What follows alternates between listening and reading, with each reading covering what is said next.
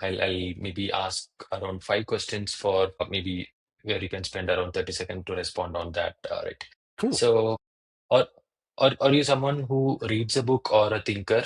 And how have you learned marketing yourself? Mostly through podcasts. I Wow. don't enjoy reading. It's one of those things like I hate picking up a book to read, but I love Sure. audiobooks and I love listening to podcasts.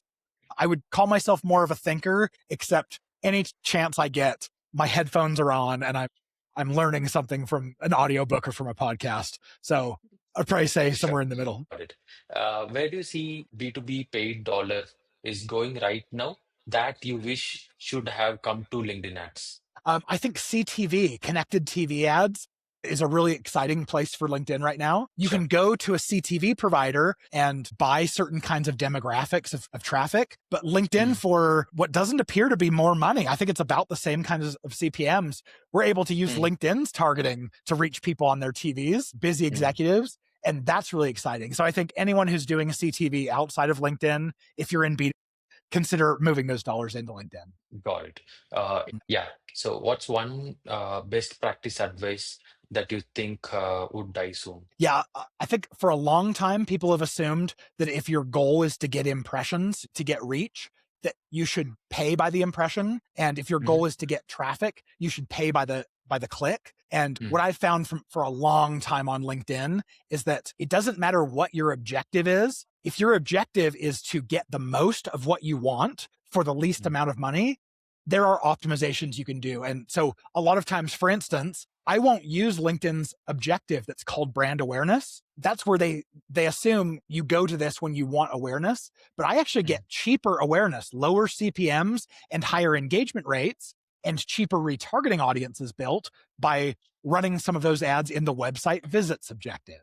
So if I have to say what is the bad advice that I guess previous advice that Good people advice. held on to, they're just getting Yeah. discredited. I think it's use the objective that matches with what your objective is, Okay. because there's better ways to do it usually. Got it. Great. That's a great one actually. What do you think is one really irrelevant metric that's there on LinkedIn Ads Manager right now? This is hard to say. Okay, so frequency is the metric that I would point to here. A Mm. lot of clients will point to a frequency number and they'll say, when it's over a certain amount, we must not be successful anymore, and we probably Sure. need to change things up. Creative. And what I find is the frequency number, although we do like it, we use it, but it doesn't tell the whole story. Instead, I like looking at click-through rate over time and engagement Mm. rate over time. And if you Okay. draw this on a graph, you see over time, as soon as your click-through rate starts to drop off or your engagement rate starts to drop off, I don't care if your frequency says 1 or 1,000. That's when your ads are no longer performing, and that's when you need to Sure. change things. So Okay. less reliance on frequency for sure. Frequency. Got it. One advice to your 2014 self, the day you started B2Link. Uh, you know what? I wouldn't give myself advice at all. You don't. I made a Okay. lot of mistakes along the way, but I'm really glad I made them, and because I learned things, and I turned out exactly where I wanted to turn out. So Wow. Wow.